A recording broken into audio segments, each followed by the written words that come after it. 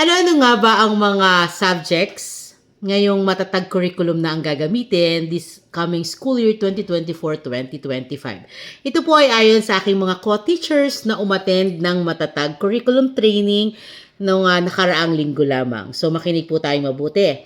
Ang mga subject po ng grade 4 this coming school year ay Filipino, English, Mathematics, MAPE, AP, EPP, Science, at GMRC or yung tinatawag nating Good Manners and Right Conduct. So actually po, ang napalitan lang is yung ESP, Edukasyon sa Pagpapakatao, pinalitan lang siya ng Good Manners and Right Conduct.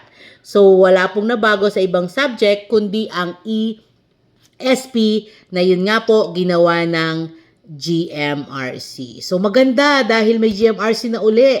Dahil natatandaan ko dati nung ako elementary, talagang ito po ay subject namin. At maganda naman ang pag-uugali namin nun kahit papaano. So hopefully somehow talagang maibalik natin ang pagkakaroon ng magagandang pag-uugali, matutunan ang tamang pag-uugali ng isang mag-aaral, lalo na po sa elementarya. So yun lang, sana po nakatulong. Pag may tanong ka, chat lang or message mo ako, okay? Follow for more.